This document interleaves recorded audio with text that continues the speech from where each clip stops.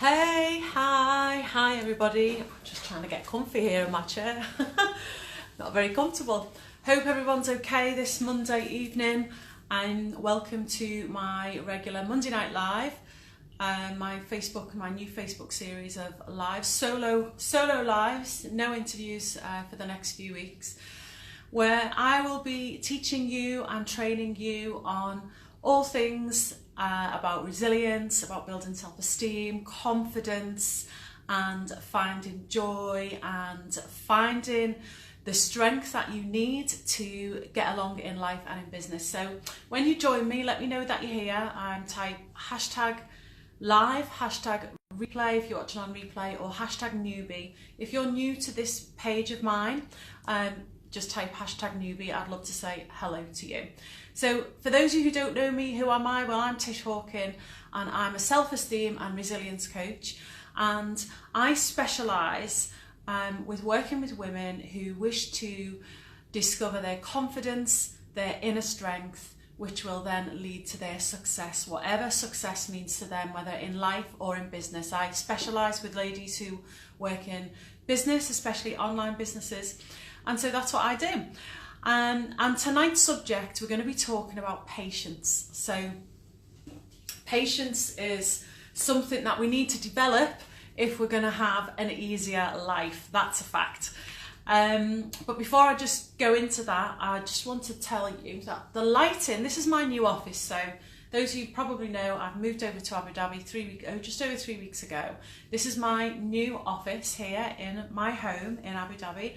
And I'm just trying to fill it with nice things. I've got some lights here because the lighting isn't very good, but I just hope you can see me. I'm going to fiddle with the lighting as the weeks go by and try and make it a little bit better so you can actually see me. So yeah, I'm trying to fill my office with nice things. It's taking a bit of time because I've only been here 3 weeks, then I've got lots of other things to do as well. So eventually you're not just going to be looking at a magnolia wall and some blue curtains. You might actually be looking at some nice things, and maybe some flowers or something, I don't know. But anyway, a few Middle Eastern knickknacks. So I'm going to ask you a question, and I want you to answer me honestly. How much patience do you have? So on a scale of 0 to 10, 10 being you've got oodles of patience, loads and loads of patience, and 0 being you're terrible, you're very impatient, you can't wait for anything. So on a scale of 0 to 10, how much patience have you got? And if you type it in the chat box, if you're watching it on replay, that's fine as well, but if you are watching live, type it in the chat box so I know just how much patience you think you've got. So 10 is you've got loads of patience, and 0 is you have got 0. Now, why am I talking about patience tonight? Well, as a self-esteem and resilience coach, and the fact that I work with women all the time and on helping them to build businesses, to stay in their businesses, and to be able to see it through when times get tough. Patience is something that we all need. Especially women in business, but just in life as well, we need to have patience, and it's probably one of the most important traits that we need to have to be a successful person.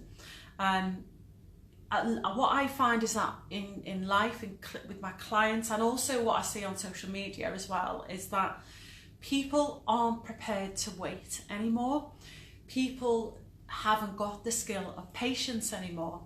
And so I'm going to give you an example. So years ago, when I was growing up, in the 70s, we didn't have anything. We didn't have technology. We didn't have mobile phones, did we? For those of you who are old enough to remember life before mobile phones, we didn't have mobile phones. The things that are so readily available to buy now weren't readily available then in the 70s. Or the 80s as well, and obviously before that, but wasn't born before then. And so patience was necessary. So for example, not everybody had a car then. I would say 95% of people who can drive have got a car now. So in those days, you had to go to the bus stop and be patient and wait for the bus. you know, if you didn't drive, and lots of people did that.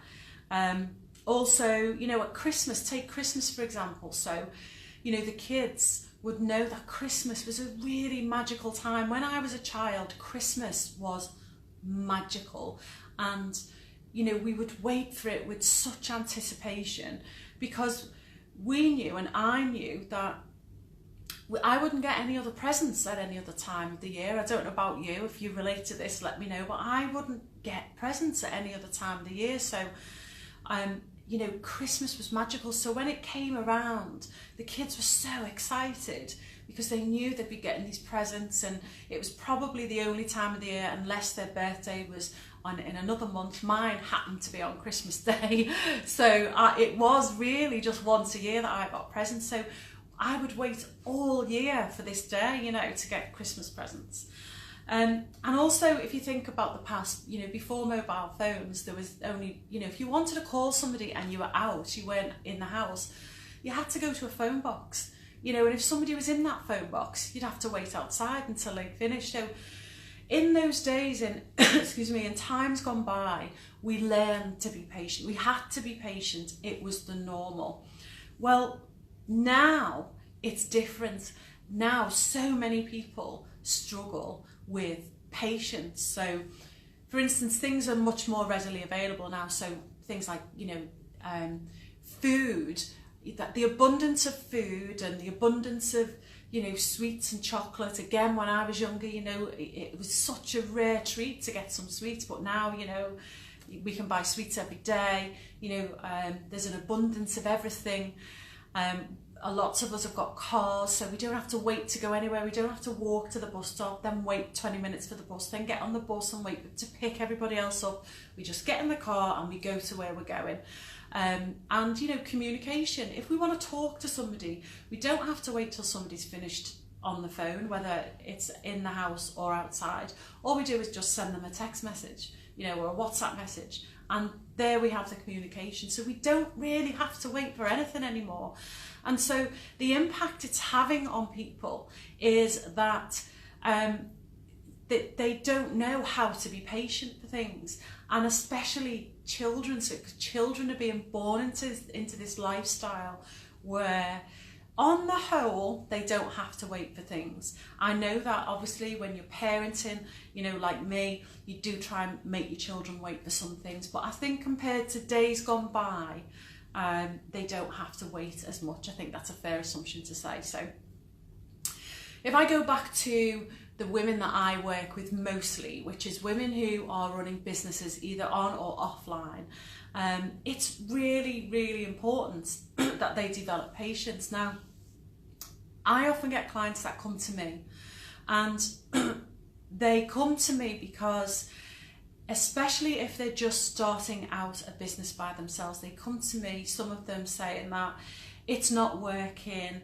it's not happening fast enough, it's too hard, how long is it going to take? You know, I've been trying to build this business for 3 months, for 6 months, for a year, you know, nothing's happening, and I'm getting really stuck.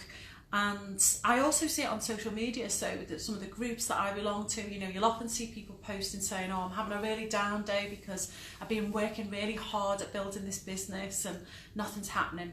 Well, you know, that's normal, because when you come from a 9-to-5 corporate job, which a lot of these ladies have, so a lot of ladies who start businesses now online or elsewhere have come from 9-to-5 jobs, and it's a totally different mindset. So the mindset in the 9-to-5 job is, you know, you get up, you go to work, you do your job, you get paid. In the entrepreneurial world, it's really, really different. You know, there's a period of learning and developing. You've got to learn about the niche that you're in, you know, the service that you're offering, maybe it's products that you've created or you're offering, and you have to learn about business, and you have to develop as a person, and you have to think differently when you're in the entrepreneurial world. So that's a difficult transition to make from when you come from corporate into business. And so it's really common and normal for women to come to me and say, it's not happening quick enough, you know, what am I doing wrong? Is it me? Etc, etc. And then that's where I come in, and you know, we talk about patience and what it takes to build a business, and how long it takes. So, and everybody is different. You can't put a time on how long it's going to take you to be successful in business, because it depends on so many things. So I'm going to give you some examples of when people have been patient and just how long things can take. And you know, I don't want to patronise. You know, we all know that, you know, if you want to reach a certain level of expertise in something, you know, you've really got to work at it. And the figure that is banded around is you've got to work at something for 10,000 hours to be an expert at it. Now that seems like a long time. I've not, it is and it isn't. I haven't broken it down into days and weeks, but 10,000 hours is the usual sort of expert time that you have to practice in something to get really, really good. And I suppose business is no different, really. So if you think about it, if, you know, say somebody wants to be a GP, they want to be a GP. Now, I tried to explain this to my 11-year-old daughter, Lucy, because she's a typical example of not having any patience. So, you know, she wants to learn things, and over the years she's learned things and given them up because she gets frustrated because she can't do it straight away. And so she gives it up. She goes, oh, I can't do that, and then she gives it up. And I tried to explain to her that you need to put a lot of practice in. You know, you need to be patient and you need to be dedicated. So, you know, I've used the analogy of a GP with her, and I've said to her, you know, when someone wants to become a doctor, they don't just leave school and become a doctor. They have to go to university for normally around 7 years, I think it is, to train to be a GP. It takes 7 years to do that. And then, you know, another example maybe is in my 30s, because I'm in my late 40s now, but in my 30s, I realised that I wanted to be a life coach. And it was only quite a while later, you know, a good few years later, that I actually realised that dream. Only when I got into my 40s that I realised that dream. You know, and it took a lot of developing and learning. I did a 4-year course. I started in counselling therapy. And after that, you know, I went to work in that field, and then I went on to learn about life coaching and other helping disciplines as well. So, you know, that was going back 18 years ago when I first had that idea, you know, and I was patient and I did what I know I needed to do. It doesn't take 18 years to become a life coach, but that's the path I took until I did become a life coach. And so, you know, things take time, and business does take time as well, because, as I say, when you come from a corporate background, you're used to working and getting paid at the end of the month, working and getting paid at the end of the month, working and getting paid at the end of the month. Business isn't like that. You know, it's very common to be in business for a couple of years and not get paid and not make any money, because you're learning your craft, you're learning your business, and you're learning how business works. So impatience can be really debilitating, actually. It can lead to real negative feelings. It can lead to feelings of frustration, of anger. People can give up on what they're trying to achieve, whether it be a life goal or a business goal. And consequently, it can actually lead to low self-esteem as well, because people start to believe that they can't achieve these things because they're lacking in patience. And if you're surrounded or immersed in these negative feelings that impatience is causing, it's going to keep you stuck there. Those negative feelings are going to keep you stuck where you are, and you're not going to progress forward at all. So we need to learn how to be more patient. So how do we nail down patience? How do we actually do it? Well, there's a few steps. There's 6 steps. 6 steps that I've identified. I'm sure there's going to be lots more, but for the purpose of this live and not to bore you forever and ever and ever, I'm just going to give you 6 steps to learning the art of being patient. So the first one is be realistic. So whatever it is that you want to happen or that you want to achieve, know your goals. Know the goal and know what the steps are to reach that goal, and have an idea in your head, a realistic idea about how long it's going to take for you to get there. So be realistic in your thinking. Step number 2 is practice mindfulness. So if you're unaware of what mindfulness is, what it really means, it's the art of being able to live in the present moment. So often our minds are either running off into the future, what if, getting anxious about the future and racing ahead, or our minds are stuck in the past about maybe negative events that have happened. So learning the art of mindfulness, learning how to be totally in the present moment, can help develop your patience, because you're not looking ahead to think, why haven't I got that now? Or why isn't this person doing this for me now? Or I should be over there right now and I'm still stuck here. So it will keep you out of those feelings of frustration. Step number 3 is positive self-talk, affirm. So using affirmations to affirm to yourself that you are developing patience. So you could say things in your head or out loud, such things like, every day I'm learning to be more and more patient, and I'm acquiring more patience. I am a very patient person. So affirming to yourself that you are actually patient, even though you're still just developing it, can really teach your subconscious. It will tap into your subconscious, and it will help your subconscious to recognize that that's the way you're going, that's who you are right now. Even if you aren't, you're telling your subconscious you are, and that will help you to develop patience. Step number 4 is get comfortable with being frustrated, because when we're impatient, we're frustrated. We get frustrated, don't we? And we're, ugh, why doesn't this happen now? Or why isn't this person doing this now? Or, we get really frustrated. And what we tend to do as human beings is we try to alleviate negative feelings a lot. We try to use self-gratification and alleviate these feelings. So the best thing to do when developing patience is to actually sit with those feelings and get comfortable with them.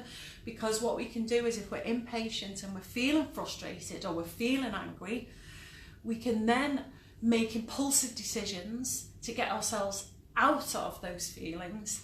And impulsive decisions aren't great sometimes. So if we learn to sit with being uncomfortable, if we learn to sit with being impatient, we can let the feelings pass, because they actually will. We're sort of hardwired to want to get rid of negative feelings, and although it's not pleasant to have negative feelings, sometimes just sitting with them and observing them, like, it's really interesting, I'm feeling this way, and then letting them pass, because they will pass eventually. They won't become as intense when you get used to doing that. Step number 5 is, what is step number 5? Step number 5 is know that pain is there for a purpose. So when we feel pain, as in not physical pain, but emotional pain or psychological pain, such as anger and frustration, it's there for a purpose, and it's there to help us find solutions, but not quick fix solutions. So remember that when you're in that pain, the pain of frustration or the pain of impatience, it's teaching you, listen, you need to be a little bit more patient. So just try to remember that pain has a purpose. And step number 6 is my own step. I am quite a spiritual person, and I believe in something called divine timing. So whenever I feel myself getting frustrated, I believe that everything happens just as it's supposed to happen. Obviously, you've got to take action and be thinking the right way to help you achieve your life goal or your business goal. But I also do very much believe that there's such thing as divine timing, and that when the time is right for that thing to be given to you or for that thing to happen, it will absolutely happen. But you have to be patient. Sometimes we have to be patient. So what will it give you? If you develop patience, what will it actually give you? Well, it will give you quite a bit, and here's just a few. It will give you better relationships, because if you develop patience, you'll find that your relationships with your loved ones and your friends and your colleagues, they will get better, because the things that irritate you or used to irritate you won't irritate you as much or not at all. So that is a really big plus, because I think one of the goals in life is to have great relationships. So if you develop patience, it can help your relationships. It teaches you how the growth process works. So we're all ever expanding and growing beings, if you like, and developing patience over time, when you reflect on it, you can see how you've grown, and it teaches us that process of growth. It can give you a sense of achievement as well, because if you used to be a really impatient person and then you develop into a patient person, it will give you a sense of achievement. But not only that, you'll probably most likely achieve the goal that you wanted in the first place, whether it be a life goal or a business goal. Better decision making, I mentioned that earlier. If you're impatient, you will make rash decisions, or it's possible that you'll make rash decisions to try and alleviate that frustration. And so when we develop patience, it gives us the time to really reflect on decisions we've got to make, and having that patience and time will help us in the long run with the consequences, because we'll be making better decisions. So I hope that's helped somebody out there tonight with dealing with patience. I'd love to hear your thoughts on this topic. If you've got any, just type it in the chat box, and I will respond to you at some point whenever you see this live, whether it be in tonight, the next day, or in a few months' time. Just type in the chat box. I'd love to hear from you. Let me know how you are developing patience, or if you're chronically bad at it, or if you're chronically good at it. I'd really be interested to know. If you know somebody that might benefit from this video, then you can tag them in it, or you can share it on your page or in your groups. And if you're somebody who is maybe running a business, an online business or an offline business, or just and is struggling with patience and is getting really frustrated, or you don't have a business, you just struggle with patience in general, and you'd like to delve a little bit deeper into that, and you want to have a chat to me about it, then feel free to just send me a private message, or message in this page as well. There's a send message button, and I'll be happy to see if I can help you in some way. So that's all from me tonight, guys. Have a wonderful Monday evening. It's now nearly 9 p.m. here in Abu Dhabi. I'm going to say good night, God bless, and hopefully see you all soon. Take care.